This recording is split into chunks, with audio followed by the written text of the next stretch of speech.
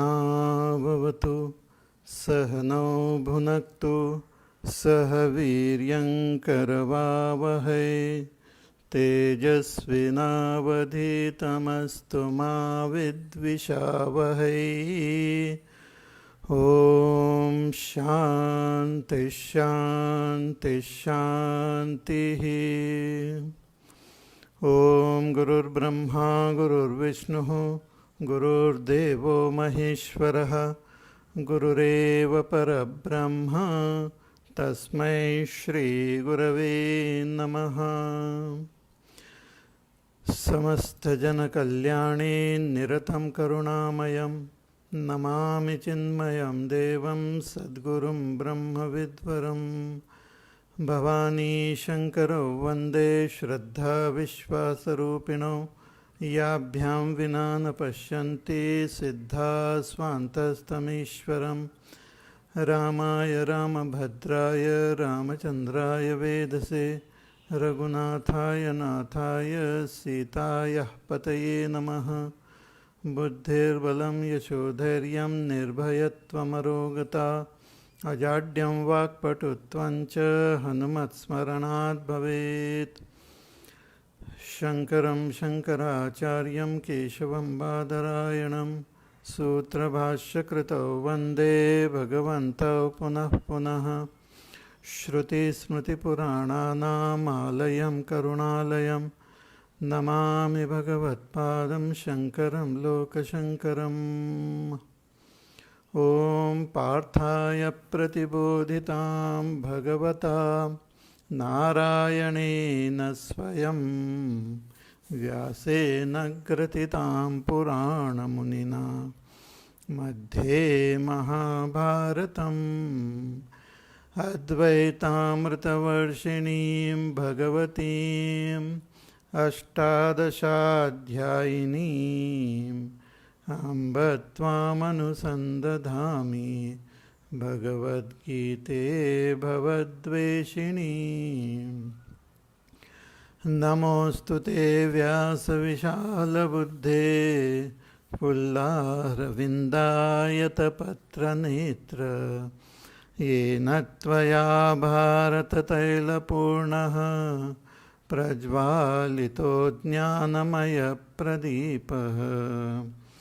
प्रपन्नपारिजाताय स्तोत्रवेत्रैकपाणये ज्ञानमुद्राय कृष्णाय गीतामृतदुहे नमः। सर्वोपनिषदो गावो दोग्धा गोपालनन्दनः पार्थो वत्ससुधीर्भोक्ता दुग्धं गीतामृतं महत्। वसुदेवसुतं देवं कंसचाणूरमर्दनं देवकी परमानन्दं कृष्णं वन्दे जगद्गुरुं।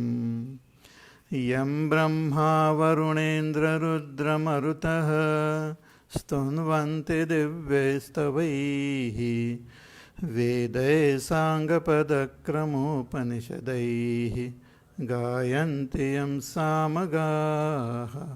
ध्यानावस्थिततद्गतेन मनसा पश्यन्ति यं योगिनो यस्यान्तं न विदुःसुरासुरगणाः। देवाय तस्मै नमः देवाय तस्मै नमः। ॐ नमः शिवाय ॐ नमः शिवाय ॐ नमः शिवाय ॐ नमः शिवाय ॐ नमः शिवाय ॐ नमः शिवाय ॐ नमः शिवाय ॐ नमः शिवाय ॐ नमः शिवाय ॐ नमः शिवाय ॐ नमः शिवाय ॐ नमः शिवाय ॐ नमः शिवाय ॐ नमः शिवाय Om Namah Shivaya, Om Namah Shivaya, Om Namah Shivaya, Om Namah Shivaya, Om Namah Shivaya, Om Namah Shivaya, Om Namah Shivaya, Om Namah Shivaya, Om Namah Shivaya, Om Namah Shivaya, Om Namah Shivaya, Om Namah Shivaya, Om Namah Shivaya, Om Namah Shivaya, Om Namah Shivaya, Om Namah Shivaya, Om Namah Shivaya, Om Namah Shivaya, Om Namah Shivaya, Om Namah Shivaya. Namah Parvati Pataye, Har Har Mahadev. Hari Om. We are seeing Srimad Bhagavad Gita, dialogue between Bhagwan Shri Krishna and Arjuna. Arjuna, when he came on the battlefield, seeing his own people, he got thoroughly confused regarding his duty, and he also was filled with a lot of grief. So the only solution to become totally free of grief and confusion is self-knowledge. So Bhagwan gives self-knowledge, begins the teaching of self-knowledge to Arjuna from the second chapter onwards. So in the beginning itself he says that you are grieving for those for whom you need not grieve, because from the Supreme Self standpoint, that Self never dies. The Self is eternal. So there is no need to grieve for that Self. There was never a time when it was absent, and there will never be a time in future when it will be absent. It is Nitya, eternal, ever existent. So you are ever existent. All of us are ever existent. Our bodies keep on changing. The world keep on changing. But the Self is changeless, supreme reality. Bhagwan says that your aim and goal should be to realize this Self. So walk on this path and realize the Self. On your way, as you walk toward this goal, lot of ups and downs will come, because you will continue to identify with the body and continue to experience this world of joys and sorrows. So lots of ups and downs will come on your way. So Bhagwan says, just bear with them. Develop titiksha. Tans titikshasva bharata. He says that one who develops this titiksha becomes fit to attain that final state of immortality. Samadukha sukham dhiram somrutattvaya kalpate. Amrutattvaya kalpate. That person becomes fit to attain that amrutattvam. Another reason Bhagwan gives, that when you look at this world, what is the nature of this world? And what is the nature of that supreme reality? Bhagwan says the nature of this world is asat, and that supreme reality is sat. So this division, this understanding of sat and asat is very important. He says that na asataha vidyate bhavaha, na bhavaha vidyate sataha. Bhagwan says that which is asat doesn't have a final existence. It is just a phenomena of change. It doesn't have a separate existence. Its existence depends on the Supreme Reality. It doesn't exist independently. It doesn't have a separate existence.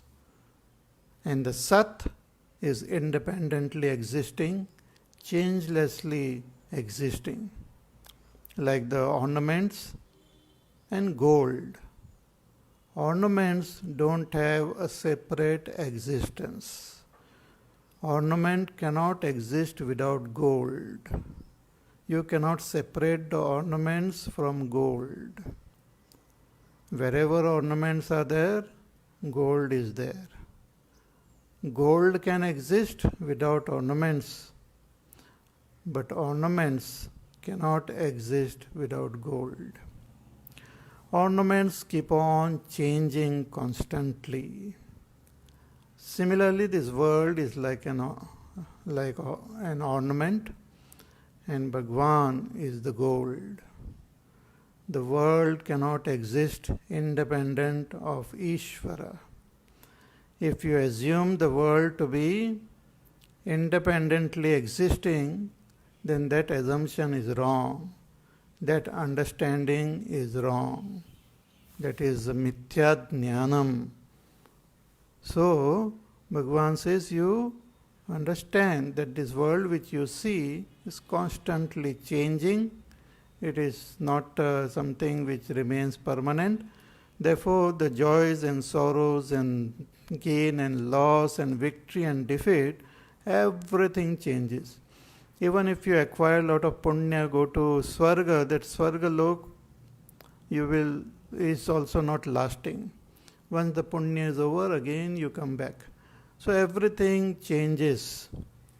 And the one who knows the difference of this Sat and Asat, they are the Ubhayorapi Drashtontaha tu Anayoho Tattvadarshibhihi, the Tattvadarshi, the one who has understood the essence. What is Tattva? Tattva is that Supreme Brahma. Tad iti sarvanam sarvam cha brahma tasya nama tad iti tad bhavaha tattvam. Brahmano yathatmyam. One who has understood the real essence of that Brahma. Such Tattvadarshis, they know the expression of this Brahma as Sat and Asat. Sat is that which never changes, Asat is that which constantly changes. See, when we look at this world, simultaneously we see something which changes, the names and form, and we also experience the existence which is changeless. Again, subjectively, if you look at ourselves, we will find that all that I see, taste, touch, feel, think constantly change, but the I, the seer, I, the knower, I, the kshetrajna, don't change.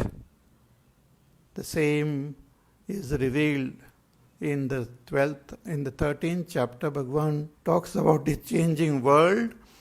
He names this changing world a kshetra. And the one who is aware, one who knows this, is called kshetrajna. The kshetrajna is Sat and the kshetra is Asat, constantly changing. When we don't understand this difference properly, if we don't understand the difference of Sat and Asat properly, then there is confusion in our mind. And that confusion is called adhyas.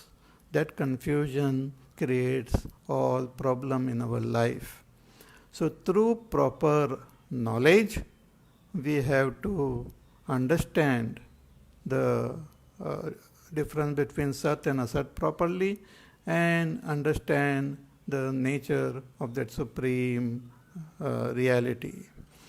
So Bhagavan says that Tattvadarshi, who knows this Sat and Asat and their nature, doesn't get deluded. So, hey Arjuna, you have not reached that state, but you also assume the drishti assume the vision of a Tattvadarshi. Look at the world as an enlightened person looks at it, and don't get deluded, don't get affected. So what is this Sat which never changes, and what is this which constantly changes? So Bhagavan in the next verse talk about that Sat which never changes, which is constantly present. What is it? What is its nature? Where is it? Bhagavan says in the 17th verse of the second chapter, he says, Avinashitu tad vidhi yena sarvamidam tatam vinasham avyayasyasya nakaschit kartum arhati. Bhagavan says, Avinashitu tad vidhi yena sarvamidam tatam. He says that Sat, which is changeless reality, is Avinashi. Avinashi means it doesn't get destroyed, it is never destroyed. That Atma, which is Sat, is never destroyed. Avinashi. Na vinashtum shilam asyati. Tu shabdah asato visheshanartah. Avinashi, tu, but is to separate it from asat. Asat is that which constantly change and then ultimately gets destroyed also. But Sat is that which never gets destroyed. There is no destruction for Sat. So Avinashitu tad vidhi, and where is it present? Bhagavan says, Ena sarvam idam tatam. This whole world which we experience is called sarva, everything. Everything.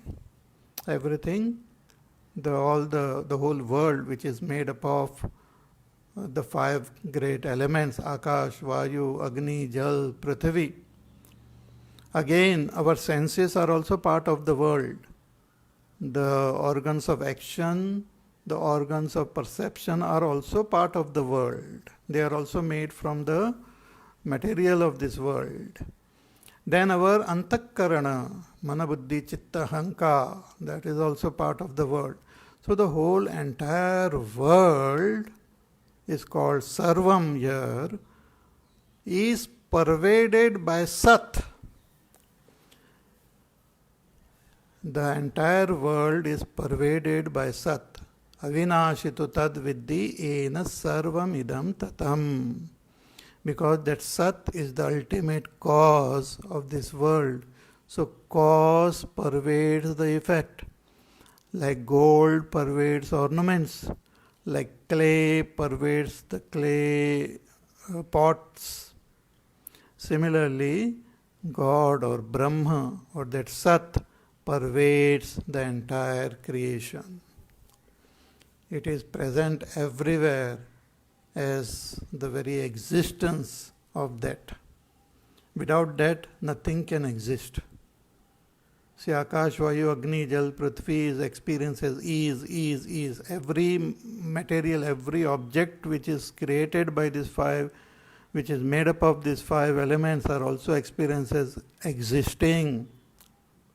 So this existence is pervading equally everywhere, in everything, at all times, in all objects, in everyone and in everything. Sarvam idam tatam. Tatam means inside out, it is there pervading. Just like our cloth, a cotton cloth is pervaded by cotton. Just every thread, every thing is pervaded by that cotton. In fact, there is nothing but cotton alone. Similarly, this whole world is pervaded by the Sat. In fact, the world is nothing but expression of that Sat alone. If you separate that Sat, then nothing will remain. The world cannot exist without that Sat. There is no separate existence of the world without Sat. As I said, the ornaments cannot exist without gold. You cannot separate the ornaments and gold. If it gets separated, then it is a false ornament. It is not true. It cannot be separated. So, avinashitu tad viddhi ena sarvam idam tatam. And further Bhagavan says, Vinasham avvyayasyasya na kaschit kartum arhasi. This Atma is also called Avvyaya. Avvyaya means it doesn't modify, it neither increase nor decrease. Bhagavan says, कि न वेति उपचय अपचयो न याति इति अव्ययम. It doesn't increase. The Atma doesn't grow. Atma doesn't become big. Atma doesn't increase in its weight or density. Nor does the Atma reduce. There is no change, there is no loss, or there is no gain in that Atma. So, Avvyaya, of this Avvyaya Atma, Vinasham na kaschit kartum arhati. Bhagavan said, nobody can destroy this Atma. We cannot destroy ourselves. Bhagavan in Shankaracharya ji, in his commentary, he writes that even Ishvara cannot destroy this Atma, because Ishvara's Atma is also our Atma. It's same. We cannot destroy ourselves. He says, na kaschit atmanam vinashayitum shaknoti Ishvara api. Even Ishvara cannot destroy this Atma.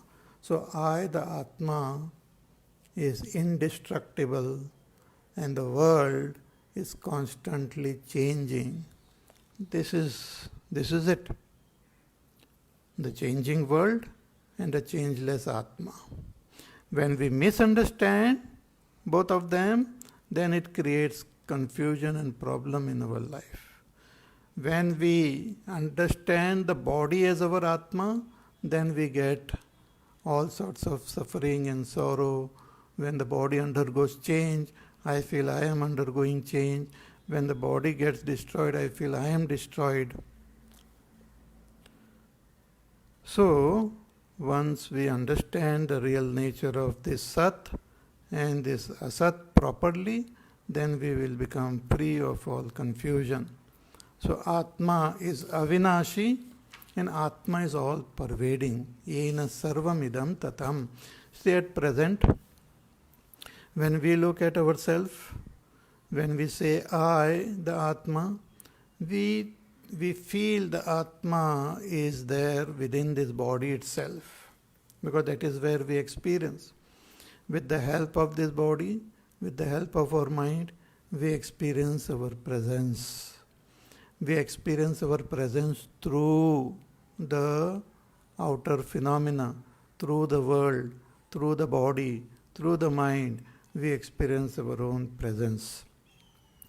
But that presence is independent of this world, and it is not restrained only into my body, but it's all pervading everywhere. Later on we will try to understand how that Atma is all pervading also.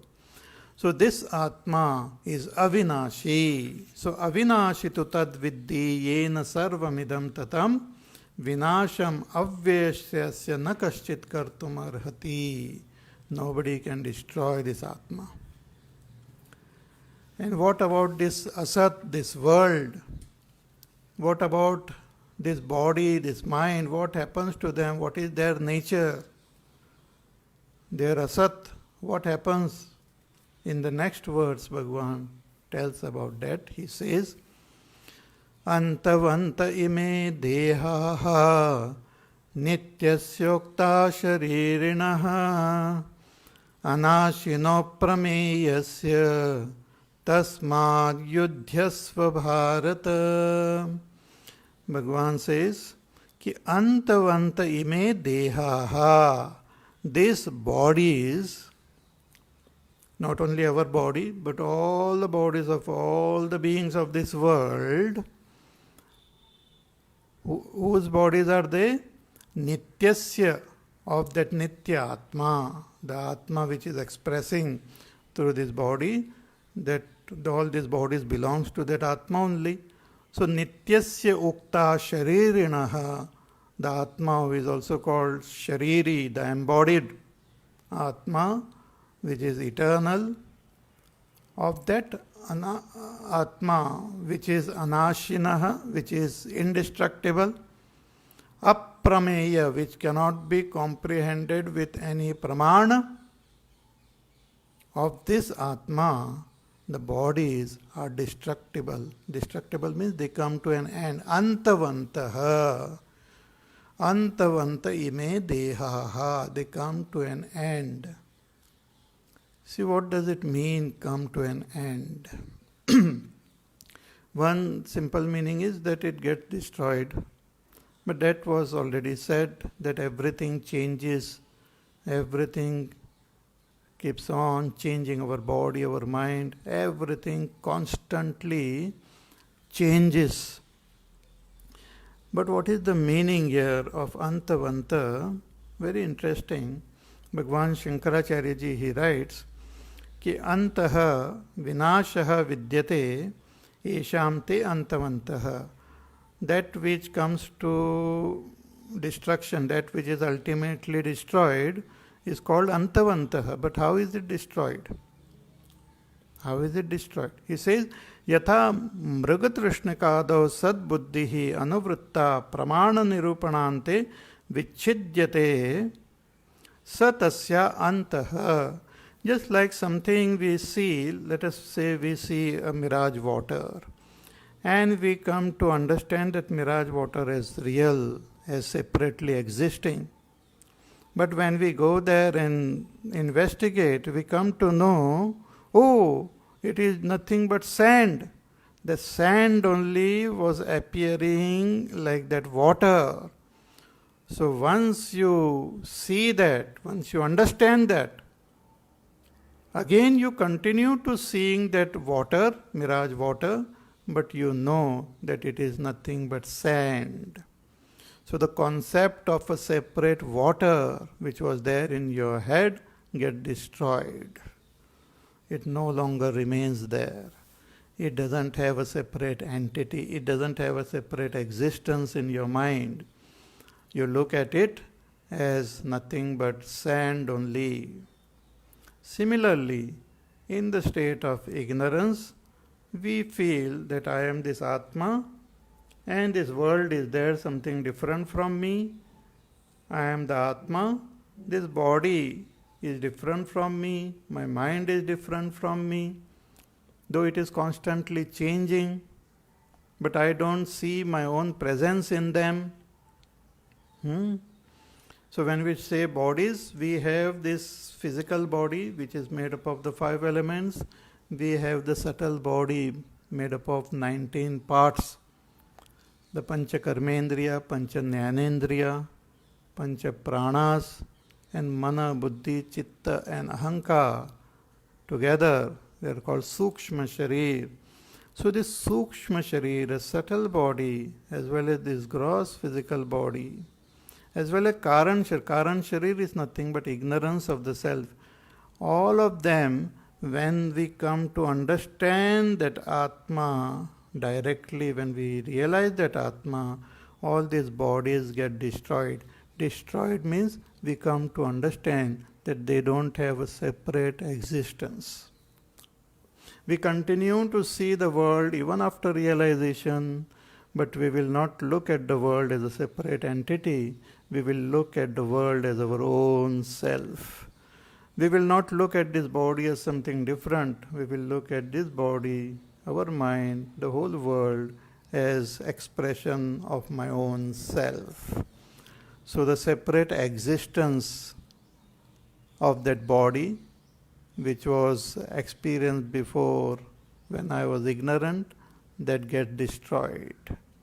And that is what is the meaning here.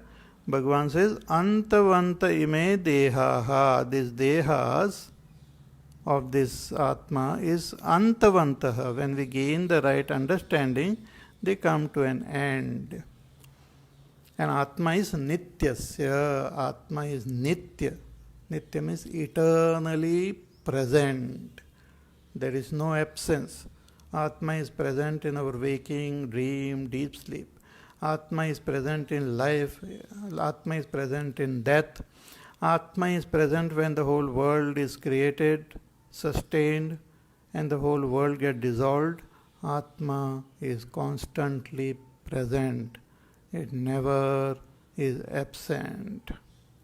So, antavanta ime dehaha nityasya ukta sharirinaha. Of the Atma is also here called Shariri because it is expressing through this body. I am experiencing my own self through this body.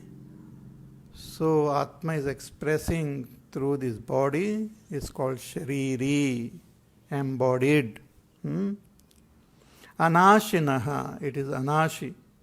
And it is Aprameya. Here this word Aprameya is very important. Shankaracharya ji elaborately writes about this Aprameya. What is this Aprameya? He says Aprameyasya na prameyasya pratyakshadi pramanaihi aparichedyasya ityartaha.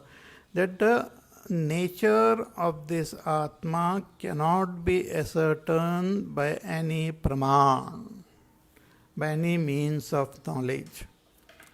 See, in order to gain knowledge, we use means. Those means to gain knowledge, those instruments to gain knowledge, they are called praman. There are these 5 important pramans. There are many, but 5 important pramans mentioned in Vedanta. One is pratyaksha. We gain knowledge directly through our senses. Then anuman. We gain knowledge through inference.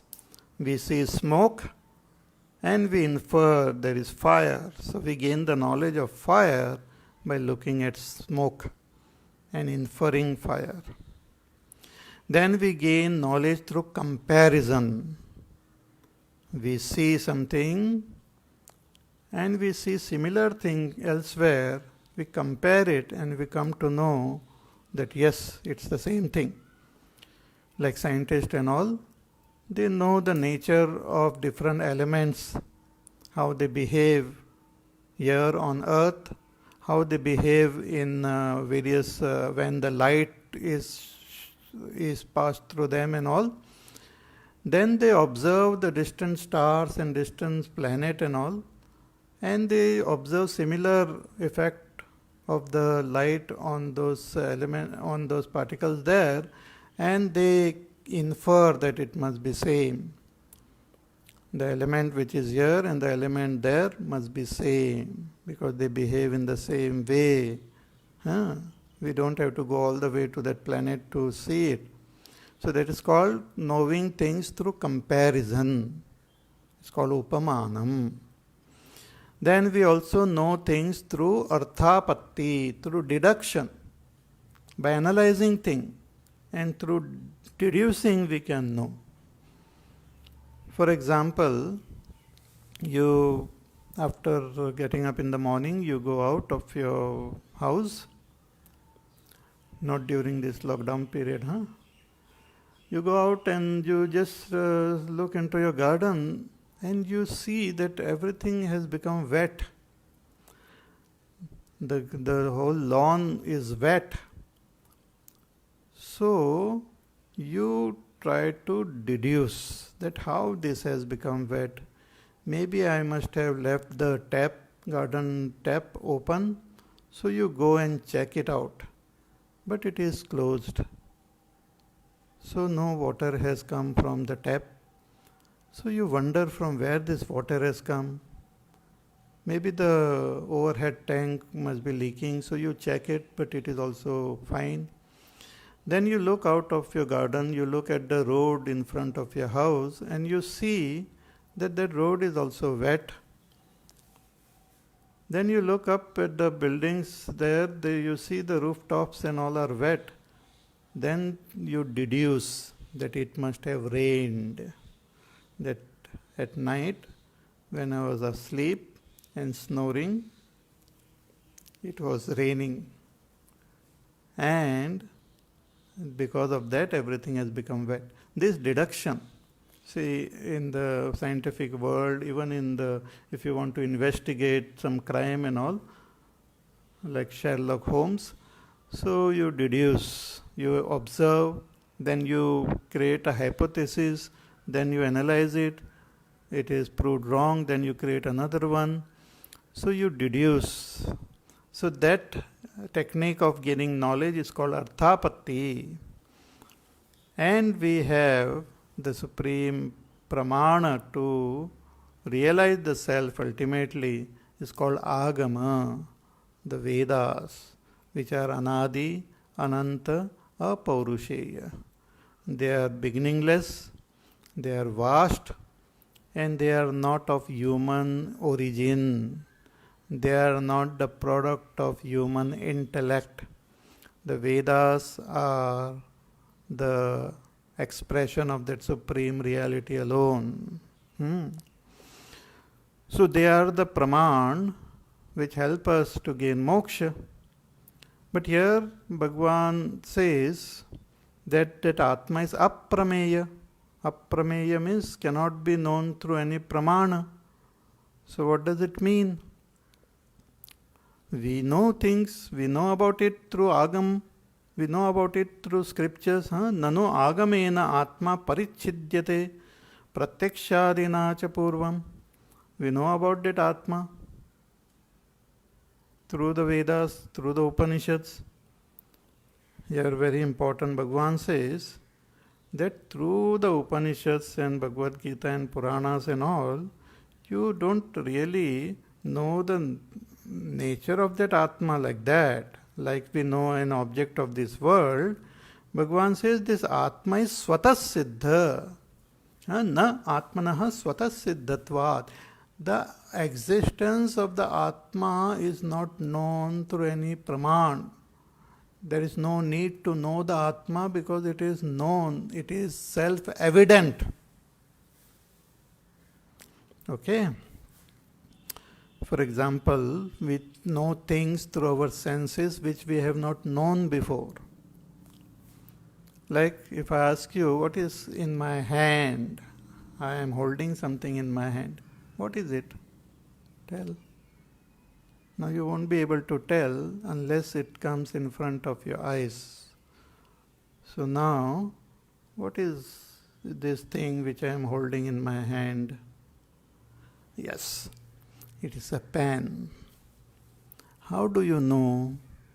You know because you have seen pen and you recognize it, that similar object is there in my hand.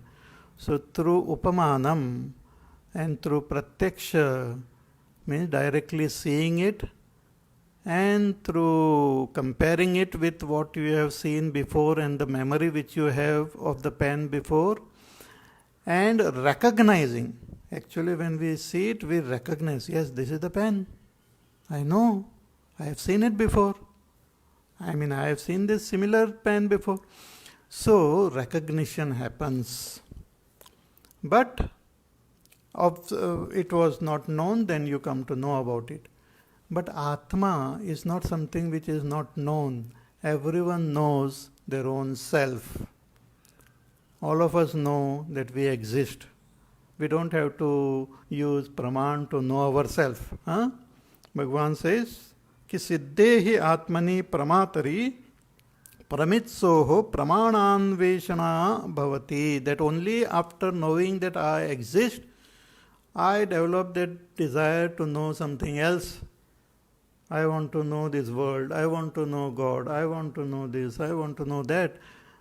But first, I have to know myself, my own existence. So, when I know that I exist, then only I put forth effort to know something else. So, knowing myself is self-evident. नहि पूर्वम इत्थम अहम इति आत्मानम अप्रमाय पश्चात प्रमेय परिच्छेदाय प्रवर्तते. When I come to know that I exist, then only I try to understand something else. Therefore, nahi atma nama kasyachit aprasiddho bhavati. So, atma is not something which is unknown or something which is not famous.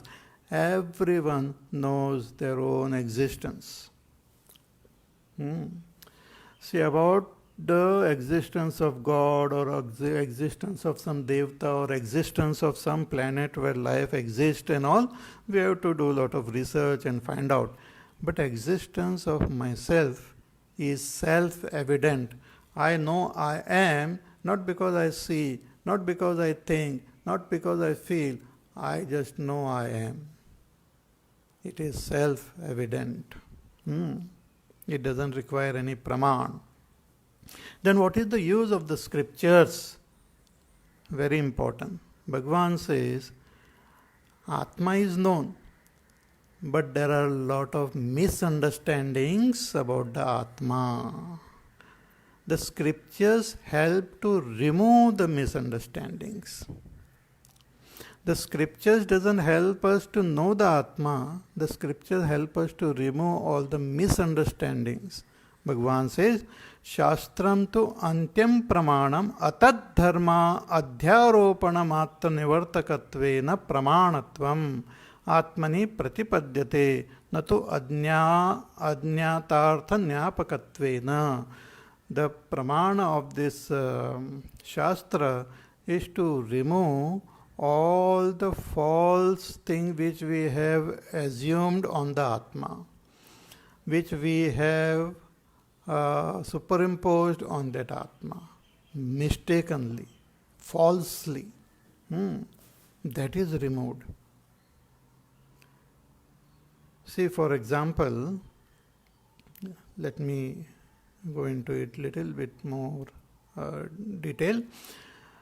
Let us say you are walking on the beach and you see a very nice shining object in the afternoon because of the light of the sun.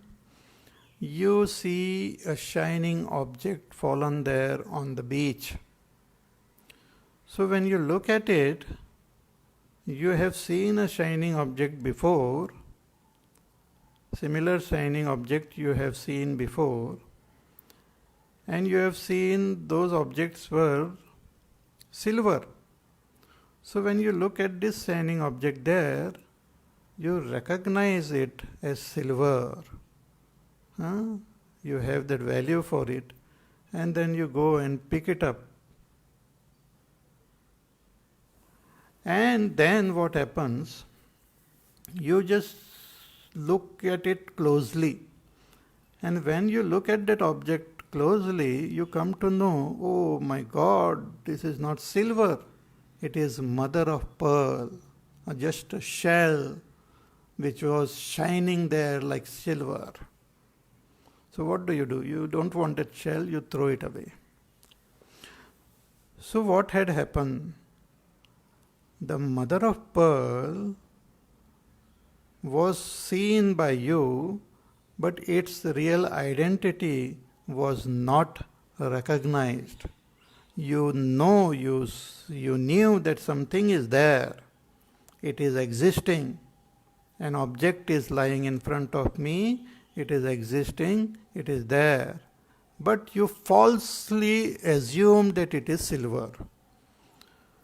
So when you looked at it closely with your eyes, analyzed it, you came to know that it is not silver, but it is mother of pearl, it is a shell. Okay? So your false identification, your false, that assumption that it is silver got destroyed through knowledge.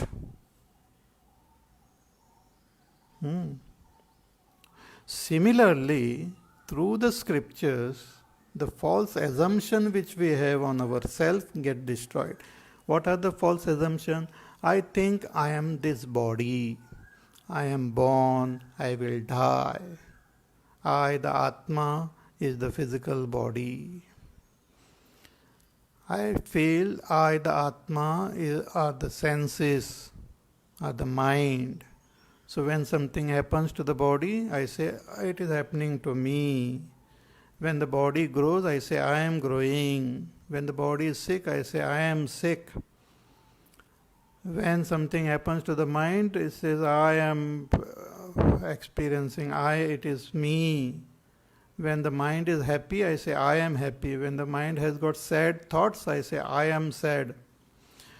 So a false or something else means this asat world is superimposed on the self falsely due to my ignorance, due to my indiscrimination. So with the help of the scriptures, I remove all these false assumptions. I remove the adhyas, it is called. So adhyas gets eliminated through the help of the scriptures. The scriptures tells us this is sat, this is asat. Understand them properly and understand that the nature of both sat and asat, the ultimate truth about sat and asat is that Brahma. This asat world is also Brahma. This sat, seer of this world, the Kshetrajna, is also Brahma. More detail about this we will see as we go ahead in the 13th chapter and other chapters. So here Bhagavan says that this Atma is aprameya.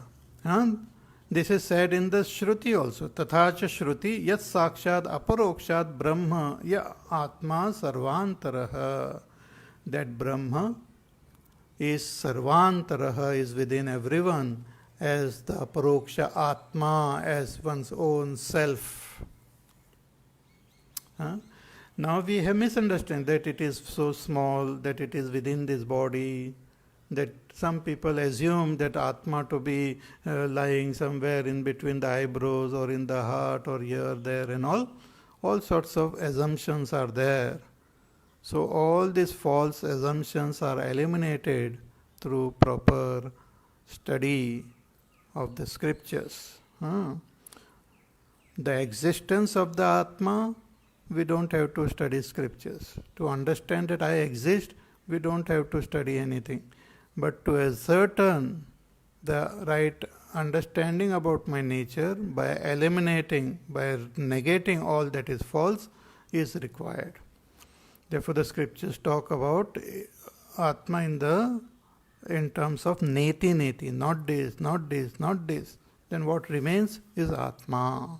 After eliminating everything, what remains is Atma. So yasmad evam nitya avikriyah cha atma tasmad yudhyasva yuddhat uparamam ma karshihi. Therefore Bhagavan tells Arjuna that since the Atma is of this nature and you had this misunderstanding that Atma is born and Atma will die, so remove that misunderstanding from your head, O Arjuna, and fight this war. Fight this war means Arjuna had come to fight this war. Bhagavan is not propelling him to fight this war. Bhagavan is just removing all the obstacles which came in between Arjuna and his duties. So Bhagavan says, now that you had come to fight this war, but because of misunderstanding you were not fighting, that misunderstanding is removed, now you fight. It's like a person who's about to eat something, but then he stops. So you ask, what happened? He says, oh, there is poison in this food. Then you tell him that no, it is not poisonous, it is good. There is no poison, it is good food, healthy, you can eat.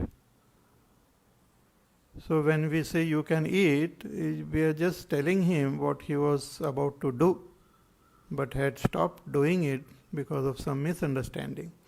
Similarly, Arjuna knew as a Kshatriya he has to fight this war to defend dharma and to destroy adharma. But his misunderstanding about his own duties His misunderstanding about the nature of the self prevented him from doing it. So Bhagavan tells him that self is eternal. You don't have to grieve for that. You fight this war. So nahi atra yuddha kartavyata vidheyate yuddhe pravruttah eva hi asau shokamoha pratibaddah tushnim aste tasya kartavya pratibandhapanayana matram bhagavata kriyate. Tasmad yudhyasva iti anuvada matram na vidhi. So yudhyasva is not a vidhi for everyone. So go and fight. But he says you have come to fight, so don't remove all your misunderstanding and continue.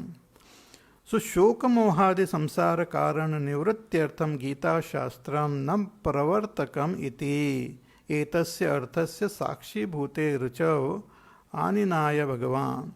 So the main purpose of Bhagavad Gita and other scriptures is to remove our misunderstanding about ourselves, simultaneously to remove misunderstanding about the world and misunderstanding about Ishvara.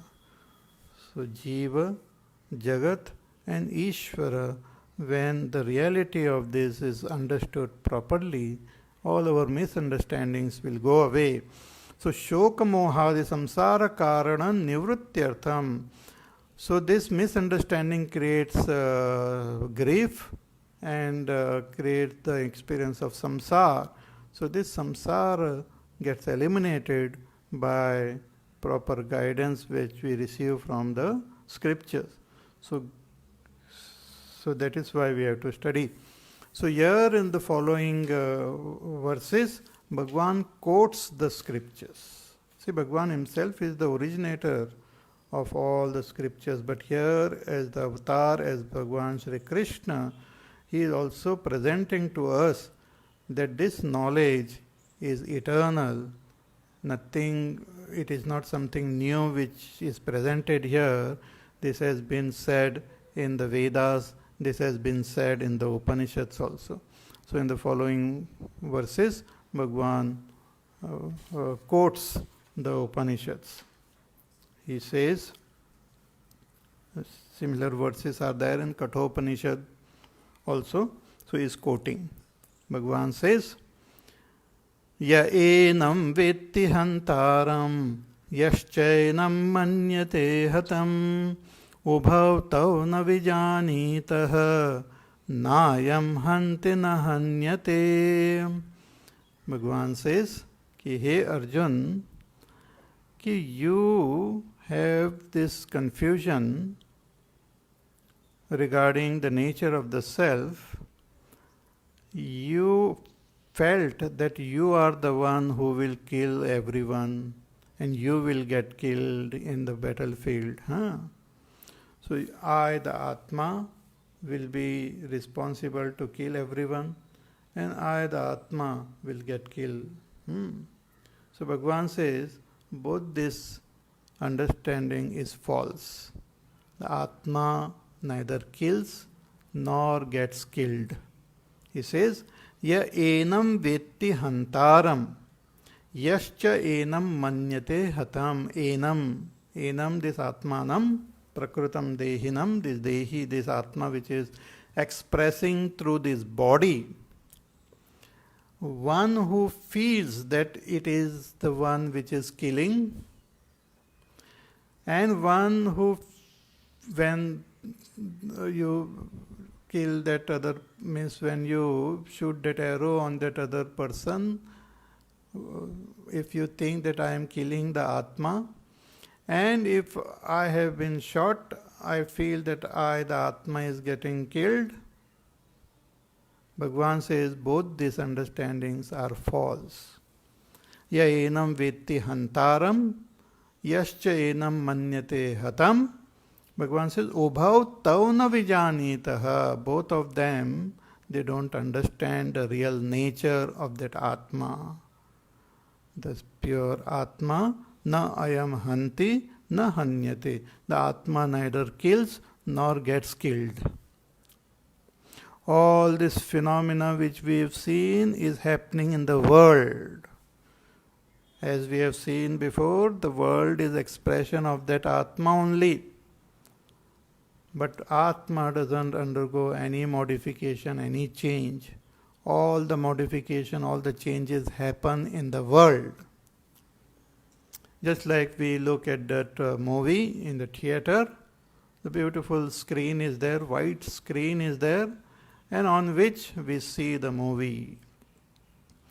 The hero, the heroine, the villain, and the whole drama. And the hero falls in love with the heroine, and then they want to get married. But the uncle of that heroine says, no, ye shaadi nahi ho sakti. And all sorts of drama is there. Then they elope, and all sorts of things happen. So all this thing which is happening on the screen is happening on the screen. The screen doesn't undergo any modification, any change. The screen is neither the hero nor the heroine. But without the screen, the hero-heroine cannot exist. When I was in Mumbai, in our childhood, they used to show these movies during Ganesh Chaturthi and all out in the open. So they will put a large screen in between, and the projector will be there, and they will project the whole movie on that screen. So if you are sitting on the side of the projector, you see everything right side, but sometimes some people used to sit on the other side of the screen also. So if the hero will show the right hand, the person on the other side will see his left hand, as though his left hand. Anyway, so the whole movie was projected on the screen. The hero, the heroine, everyone, and the whole drama and tension and suspense and comedy and tragedy. And sometimes that screen was temporarily set up there, but sometimes certain things happen and the whole screen falls down. So when the screen comes down, the hero, the heroine, the whole movie just disappears. Nothing is there. Hero is also not there, heroine also not there. The whole light and shadow and everything disappears. Then they somehow set up the screen again, and again everyone comes. So the screen is the substratum on which the whole drama was happening. And how the drama was presented there? It was presented by that film. So whole drama is already put in the film. Then the light is projected on that film, and the whole thing gets projected on the screen. But the screen, though it is important, though the screen always remains, even when the hero runs away and goes out of the screen is there. The heroine comes, the screen is there. The villain comes, the screen is there. In the interval also the screen is there. When the movie gets over, the screen is there. That screen is that Atma, and the whole movie is this whole world which is happening. So if the screen feels, if you think that screen is the hero, the screen is the heroine, if one gets angry because the villain has kidnapped the heroine, people get angry and burn the screen, then that is not proper. So similarly here Bhagavan says that Atma is neither a doer of any action, nor is the Atma the enjoyer of any action or any result. Atma remains unchanged. All the drama is happening in the world of body, mind, intellect. The ego, the mind, the intellect, and all this plays all this drama. So Bhagavan says, one who thinks the Atma is the one who is killing, and one who thinks that Atma is being killed, ubhau tau na vijanitaha na ayam hanti na hanyate. Both of them don't understand, because Atma neither kills nor does it get killed. And what is this Atma? Here Bhagwan beautifully he expresses the meaning here, Shankaracharya ji, कि न ज्ञानवंतो अविवेकेन आत्मानम अहम प्रत्यय विषयणम. Atma is the Vishaya of Aham Pratyay. See, Pratyay means thought. When we experience certain things in this world, we get a thought of those things. Like for example, this pencil is there. When I look at it, even when I close my eyes, I continue to see the image of that pencil. That image is nothing but a thought, a pratyaya, which is there within me. So that pratyaya is there in my antakarana, but that object is there outside. I cannot put that object in my mind. Only the image of the object goes into my mind. Object doesn't go into my mind. Object remain outside only. Therefore, same object, 10 people can think about the same object. They can bring the image of this object in their mind, and it doesn't affect the object. So, we have the image of this world in our mind, but is the form of thoughts. They are called idam vritti, idam, idam, idam. But at the same time, we have an image of our own self in our mind in the form of a thought. That thought is aham vritti. So, aham vritti and idam vritti. So like for example this pencil, the idam vritti of this pencil, the vritti of this pencil which I have in my mind, the object of that vritti is this pencil. Similarly, the aham vritti which I have in my mind, the object of that aham vritti is Atma. Therefore, Bhagavan says, aham pratyaya vishayam. Aham pratyaya vishayam. Atma is the Vishay of that aham pratyaya. So that Atma is neither the killer of other Atmas or anyone, nor does it get killed. Atma is nirvikari. So how is that Atma nirvikari? It doesn't undergo any modification, any change, it doesn't get destroyed at all. How is it? So in the next verse, Bhagavan will explain. That verse we will see in our class tomorrow. So till then, stay safe, stay home, stay happy, stay peaceful, and we will meet again tomorrow. Shri Ram Jaya Ram Jaya Jaya Ram, Shri Ram Jaya Ram Jaya Jaya Ram, Shri Ram Jaya Ram Jaya Jaya Ram, Shri Ram Jaya Ram Jaya Jaya Ram, Shri Ram Jaya Ram Jaya Jaya Ram, Shri Ram Jaya Ram Jaya Jaya Ram, Shri Ram Jaya Ram Jaya Jaya Ram, Shri Ram Jaya Ram Jaya Jaya Ram, Shri Ram Jaya Ram Jaya Jaya Ram, Shri Ram Jaya Ram Jaya Jaya Ram, Shri Ram Jaya Ram Jaya Jaya Ram, Shri Ram Jaya Ram Jaya Jaya Ram, Shri Ram Jaya Ram Jaya Jaya Ram, Shri Ram Jaya Ram Jaya Jaya Ram, Shri Ram Jaya Ram Jaya Jaya Ram, Shri Ram Jaya Ram Jaya Jaya Ram, Jaya Jaya Ram, Jaya Jaya Ram. Bole Siyava Ramachandra Bhagwan ki jai. Om Purnamada Purnamidam Purnat Purnamudachyate Purnasya Purnamadaya Purnameva Vashishyate. Om Shanti Shanti Shanti. Harihi Om Shri Gurubhyo Namaha. Harihi Om.